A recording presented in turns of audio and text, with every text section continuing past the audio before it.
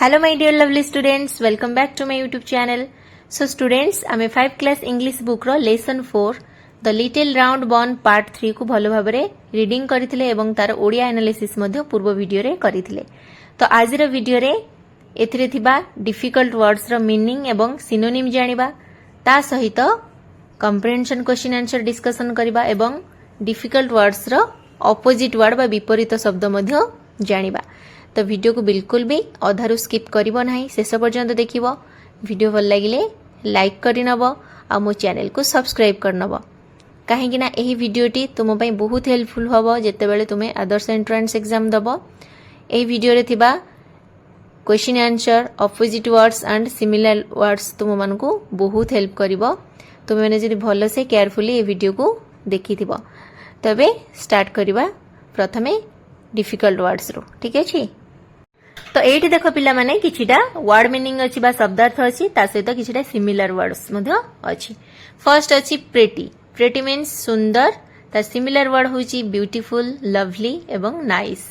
तापर अछि again. Again means आउ थरे, फॉर अनदर टाइम. तापर अछि जंप. जंप मीन्स डेइबा. Hop, leap, bounce and skip तार सिमिलर वर्ड गुडिको. तापर अछि लवली. लवली मीन्स सुंदर. ब्यूटीफुल हे परिबो, नाइस मध्ये हे परिबो. तापर अछि इंडीड. इंडीड मीन्स प्रकृतरे, रियली बा वास्तविक. तापर अछि टंग. टंग मीन्स जीभ. तापर कोन अछि देखो. तापर अछि वन्स. वन्स मीन्स थरे, वन टाइम. तापर अछि last time. Last time means शेष थर. तापर अछि स्नैप. स्नैप मीन्स हठात गिळी देबा, ब्रेक सडनली. बुझि परछ. तापर अछि शैलो मीन्स गिळी देबा, गल्फ एंड कंज्यूम. तापर अछि सॉ. सॉ मीन्स देखिला, लुक एट आ गोटे होछि वाच. पास्ट फॉर्म ऑफ सी. सी रु सॉ हेज. तापर अछि देखो एवर आफ्टर. एहा परे आउ केबे. तमरो डिफिकल्ट वर्ड्स तार मीनिंग एवं सिमिलर वर्ड्स हे गला. एबे हमें कंप्रिहेंशन क्वेश्चन आंसर डिस्कशन करिबा. एठी देखो पिला माने कंप्रिहेंशन क्वेश्चंस 1 to 6 पर्यंत अछि. तो हमें गोटे गोटे एबे डिस्कशन करिबा. फर्स्ट नंबर देखो, who did the bun meet finally. शेषरे गोलाकृति पिठाटी काहाकू भेटिला. आंसर होउची finally the bun met a fox. शेषरे से गोटे कोकी शियाली को भेटिला. Number 2, the bun sing the song to the fox but the fox said that he could not hear well. Is it true or is he telling lie? यार अर्थ हैला पिठा कोकिशियाली को गीत गायकी सुनाइला, किंतु कोकिशियाली कहिला जे भलो भाबरे सुनी पारु नाही. एहा सत्य की ना से मिछ कहूची. आंसर होउची no, it is not true. Yes, he is telling lie. अर्थात ना एटा सत्य नथिला, से मिछ कथा कहूथिला. माने क्वेश्चन होची बहुत बड़, किंतु आंसर गोटे लाइन रे. ठीक अछि पिला माने देखि परथिबो. तापरे में देखिबा क्वेश्चन नंबर 3. तो देखो पिला माने question number 3, the fox told a lie why.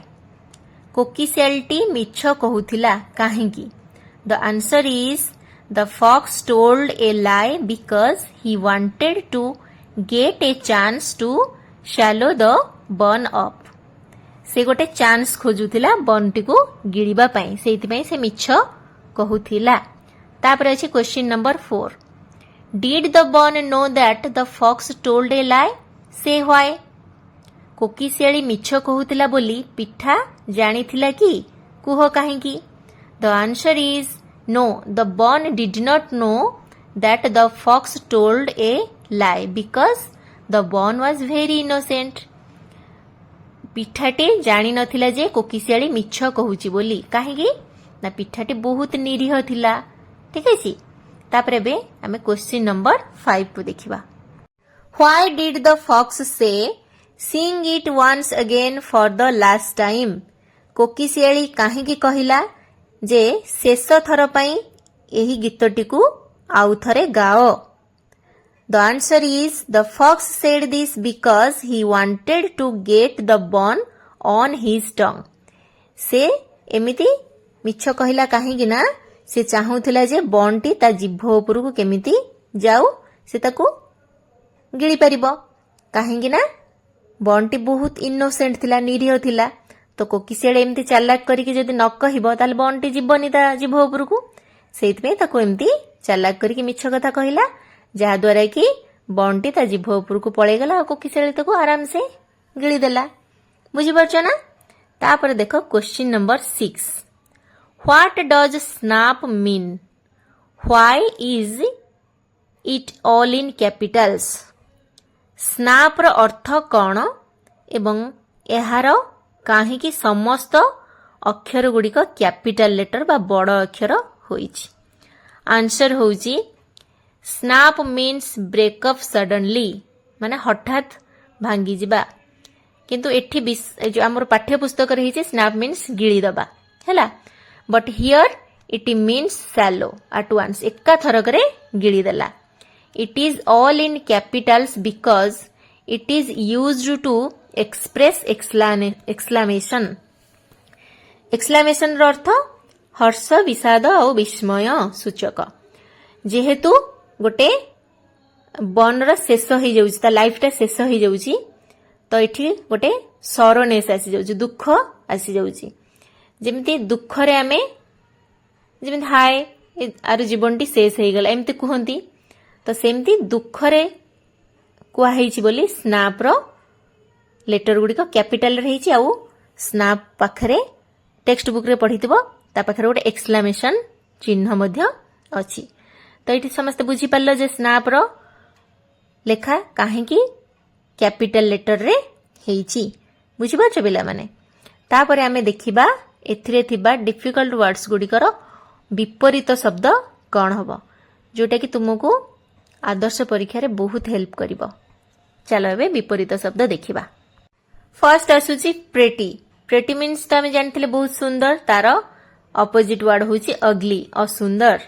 तापरे हला एगेन एगेन मीन्स आउ थरे नेवर एगेन आउ थरे नुह। तापर आसला जंप जंप मीन्स डेइबा फॉल मीन्स पड़िया ड्रॉप मीन्स भी पड़िबा लवली मीन्स सुंदर तार अपोजिट भी अगली हबो असुंदर। तापर इंडिड मीन्स प्रकृत रे बा वास्तविक एठी अछि डाउटफुली नॉट एट ऑल बुझेला। एबे देख वंस वंस मीन्स थरे बा एकदा एठी अछि ट्वाइस और मेनी टाइम्स। तापर अछि लास्ट टाइम शेष थर फर्स्ट टाइम होछि प्रथम थर। तापर अछि देख स्नैप स्नैप मीन्स आमे ब्रेक सडनली जानिथिले सेटा होछि अपोजिट तार होल्ड। तापर अछि सैलो सैलो मीन्स गिड़ी दबा स्पिट मीन्स बाहर कर दबा थू कर दबा। तापर अछि सी सी मीन्स देखिबा तार अपोजिट होछि पास बाय और बी ब्लाइंड। तो हमर अपोजिट वर्ड्स भी कंप्लीट हे गला। तो तुम मानकर काम हैला याकु भल्लो भाबरे प्रैक्टिस करिवो आ वीडियो केमिति लागिछ मते निहाती कमेंट रे जणेबो पुणी देखाबो आ गोटे नुवा वीडियो रे से पर्यंत रहुची टेक केयर बाय बाय।